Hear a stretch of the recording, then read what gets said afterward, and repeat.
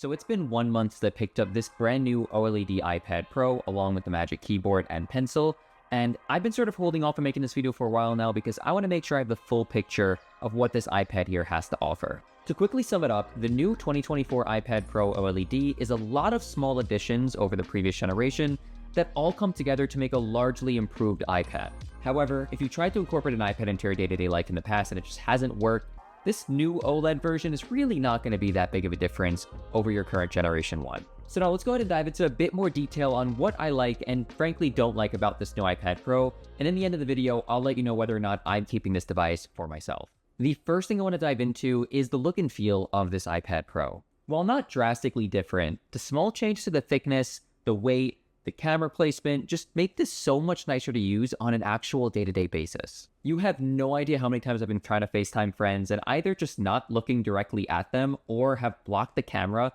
that has for some reason played the iPad being on that left-hand side since the dawn of time. On top of that, having this iPad on the Magic Keyboard or on some type of folio stand and trying to be on Zoom calls for work has been really awkward since I'm always sort of looking very much away from where the camera's placed, and thus it looks like I'm not even looking at the person that I'm talking to, over a meeting. Anyway, I love that they switched the placement of the camera. I think it was an awful position right here, especially because 99% of the time, I'm using this iPad in landscape mode. Very rarely am I kind of flipping this into portrait and using it kind of as that type of device. So the camera placement just didn't really make sense to me much. The iPad Pro just overall feels nicer to hold, albeit a bit more scary, and it seems like the weight distribution is pretty well managed. It's not too much different than last generation, but to be honest, I didn't really want it to be. I think the iPad Pro is already such a futuristic and, premium looking device that I don't think we're going to see any major innovations to this sort of form factor for the near future. The next part of this video, I want to focus on the actual screen of this iPad, since that's kind of the major marketable change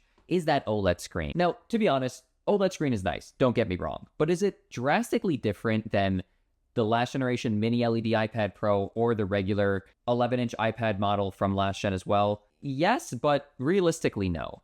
Unless you're looking at these iPads side by side to see that screen difference for yourselves, it's really difficult to kind of tell the benefits of OLED, especially if you already have a good iPad from, the last few generations. Anyway, I think the OLED screen is really nice, but do I think it's a reason to just purely upgrade to the iPad?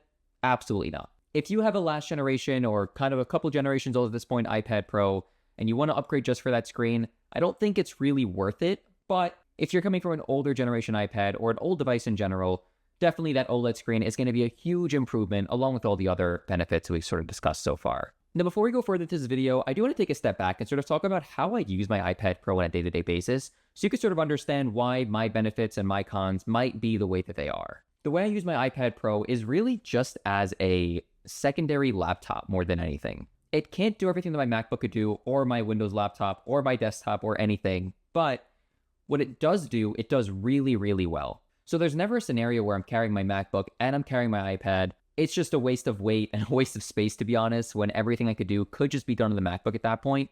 But for the types of tasks that I sort of reserve to doing on the iPad, it is such a joy to use. It's sort of the perception for me. An iPad to me is not a laptop. A laptop is meant for doing more get things done and sort of doing tasks that require a lot of effort and a lot of time to do. Whereas the iPad to me is a bit more of admin tasks. And then also, this is where my creativity sort of blends in. I have a really difficult time being creative on my MacBook since a lot of the tasks I do on there are very work focused. But on the iPad, I feel like it's sort of a different type of device, a different way of doing work, where I don't feel restricted to do work a specific way. I'm able to just pick it up off the Magic Keyboard, walk around with it, use it for some media consumption, use it for typing, use it for really anything that I really do need. It's all about perception for me and why I love using the iPad the way that I do. Anyway, speaking of that perception, there is one accessory that I really cannot live without, and that is the Magic Keyboard. I just love the fact that it's kind of that floating cantilever design. It looks really premium, it feels really premium, and it complements the iPad really, really well. Now, there were a lot of improvements between the last generation Magic Keyboard and this generation Magic Keyboard, not worth making a separate video about, so I'll just quickly run through them here just so you're aware. The function row existing now, awesome. The trackpad being a haptic trackpad, also awesome, feels just like a regular MacBook. And then at least where your palms are, not having that dingy fabric that Apple still loves to put on these keyboards that cost $300, also really cool, but they're still using it on the other places of this keyboard, which I just personally don't love. As for the weight, I'm not too worried about the weight distribution. I think that it actually feels kind of nice and premium being this heavy, and I don't really get bothered by it too much because, like I said, if I'm carrying this iPad, chances are I'm not also carrying my MacBook, so a little bit of weight doesn't really hurt me that much. Now, without this keyboard, this iPad honestly almost feels useless to me. I don't use it as just a media consumption device solely, and I do like to get some work done on this, so not having a keyboard is a real hindrance to just how I enjoy and how I like to use this iPad Pro, at least in my daily life. And as for the pencil, I love to convince myself that one day I'm going to be creative and draw out some really cool stuff, but it hasn't happened. It's probably never going to happen. And to be honest, I don't really have a use for this thing. I just think it sort of fits the whole aesthetic and goes together so well that I still do use it, but honestly, it's a fantastic piece of tech. I'm just not the right person to make the most of this. Now, the one thing that really did annoy me was that the new iPad Pro and the old iPad Pro and the Magic Keyboards are not interchangeable, meaning that my old iPad I can't use with this new Magic Keyboard and vice versa.